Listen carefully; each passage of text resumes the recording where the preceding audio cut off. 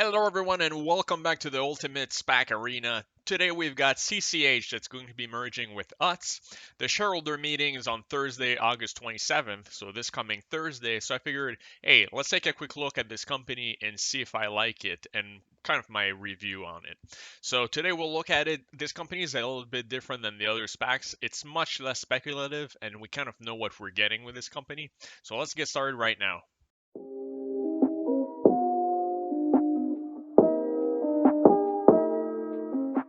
Alright, so first I have to give props to whoever made this meme. I find it hilarious. So this video is going to be split in 4 parts. First, an overview of the company and where do I think it's going? What kind of growth can we expect from them?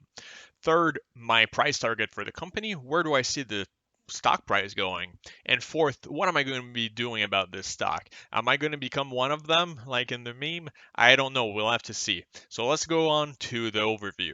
Most of you probably know Utz a little bit already. You've probably seen them in your convenience store or your grocery store. The company's been around for 99 years, which is very, very impressive. And since they've been around for so long, this isn't a spec play like some of the other specs I talk about. This company is the definition of a mature, established company with a track record that we can look at. So we know what we're getting with this company. We don't have to project in like 5 years in the future to maybe they'll make revenues, right? This company already has products and revenues. They have huge distribution. So according to the investor presentation, they've been growing now for 40 consecutive years. They're the number 4 company for salty snacks in the United States. And the main brand is, of course, Utz, right? The little girl. And I've seen some of the other ones in my grocery stores. I've seen Good Health. I might have seen TGI Fridays, but I haven't seen most of the other ones. So I can't really comment on if they're good or bad. I kind of like the Utz products, right? But it's a salty snacks. So one of their better known products is this jug of cheese balls, which they're known for. But they also have the traditional potato chips, they have pretzels. And what's good about the company is over time they've tried to expand and purchase other brands, right? Like Good Health. So now they're making veggie straws. They're trying to expand to more types of customers. Like some of them are more health conscious. So you have the veggie straws and other types of products. So what do their financials look like? Well, right now they're number 4 in the country in terms of retail sales. Of course, their main competitor is Pepsi with Frito-Lay, right? So they're way behind Frito-Lay. But still, you can see that they're fairly high in the rankings. And when we look at their growth for the sales, you can see that it's been steadily growing over time. I mean, there's no years really where they've really like dipped down.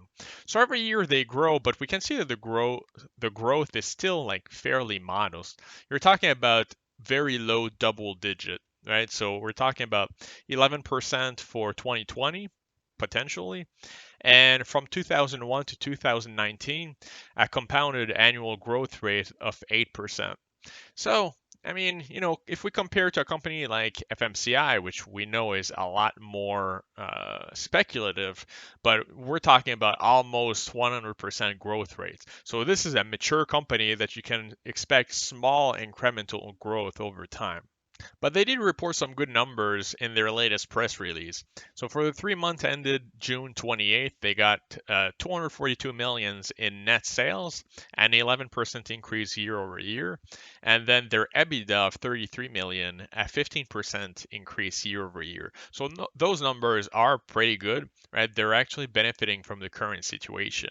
But you guys know that I'm not a big fan of food companies in general, just because like they don't really fit my portfolio of more growth related stocks. And this one is no different. Like we're talking about a stock that's grown over time because it's been around for 99 years and they do have good distribution.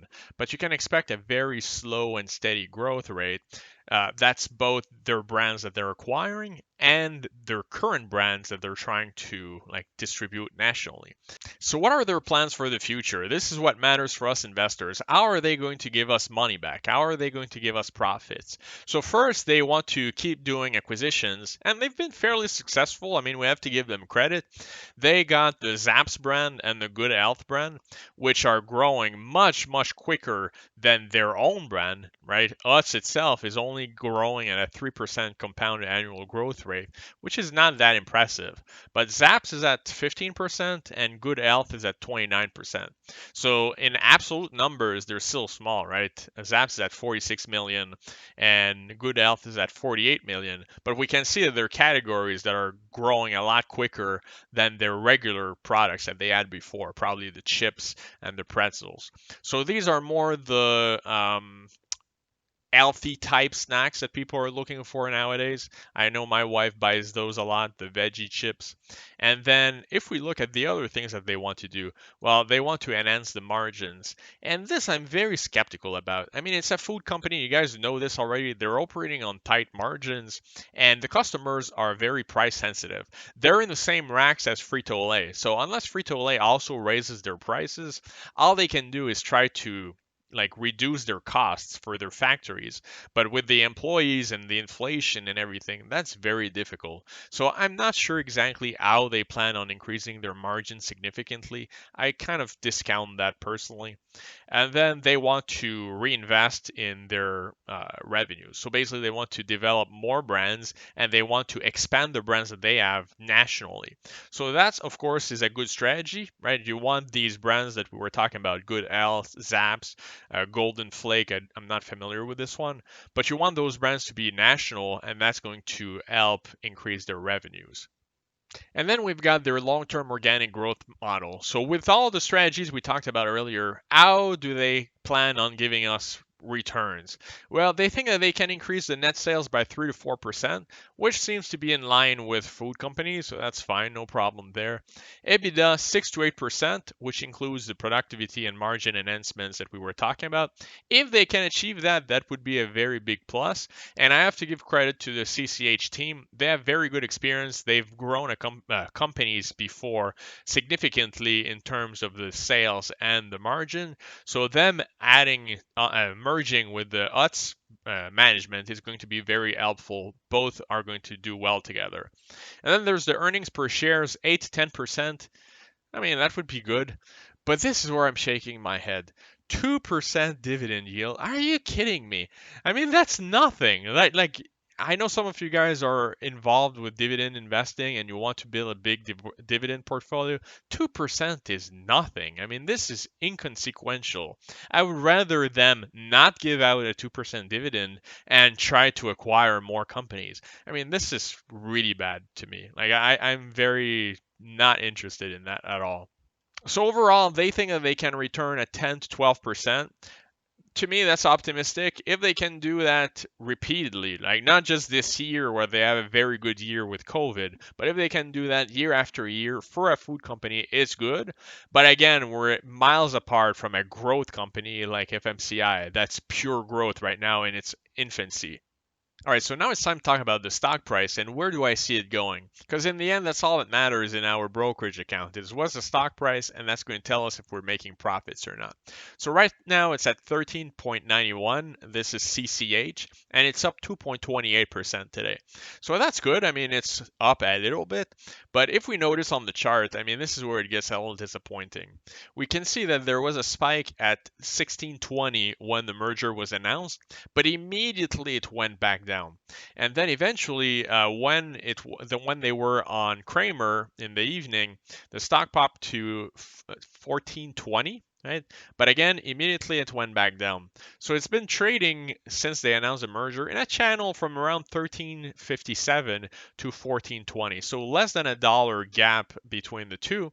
And it hasn't really moved up and down from there. And that's kind of my big concern is the merger is coming up in a few days. Not the merger, but the shareholder meeting where they'll vote on a merger. And there's no real ramp up. Like there's no excitement around it. Because if we compare this one to SHLL, Hyliion, up 27% today, FMCI up 14% today, and LCA up 9% today. Those are my top three for the month, right? For the month of August as of me filming this. We don't see that type of ramp up with CCH. So this is the type of company that I expect is going to have a lot of institutional backers, a lot of long-term buy and hold investors, and I call it the grandpa stock because it's the type of stock that you're going to be holding for like 25, 30 years in your IRA. You're going to collect your little dividend, You're going to get growth over time, but it's not an explosive stock. So where do I see it going? Well, based on the chart right now, I don't expect that it's going to go higher than 16 after the merger. Maybe there might be a small pop, right? But I don't expect any significant movement for this stock. It's a type of stock where every time they have earnings, over time we'll see like how are they doing? Are they executing on their plan of lowering the expenses and increasing the margin? So over time you should see a small incline, but in the short term, you're not going to find that excitement. So for me personally, what am I going to do? Well, I just can't take that stock. I can't add it to my portfolio. It doesn't fit the criteria. Two main problems with it is number one, there's not going to be a good opportunity to sell covered calls on it and sell options because the volatility is too low. Because there's no significant price movement, the premiums are going to be extremely small. That's my assumption.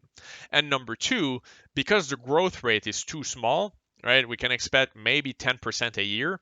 I just see the opportunity cost where I can put my money in other stocks that are more growth oriented and are going to generate that velocity of capital growth that I'm looking for, right? Because the more capital growth I have in the shortest period of time, the more I can reinvest in other stocks. So that's what I'm looking at for CCH. The shareholder meeting is this Thursday. If you guys are in this stock, it's going to be a very good, strong company, right? I'm not denying that. I like the company for long term as far as stability, strength, and everything. But you have to understand that the drawback to that, like it's not a spec play like some of the other ones I showed you. This is a company that's going to grow very slowly and steadily. So if you're looking for that 10, 12% long-term return in your IRA, your one of your retirement accounts, then you might look into this stock, but it's not for me. So I hope this helped you guys. I'll see you guys in the next video. Thank you for watching.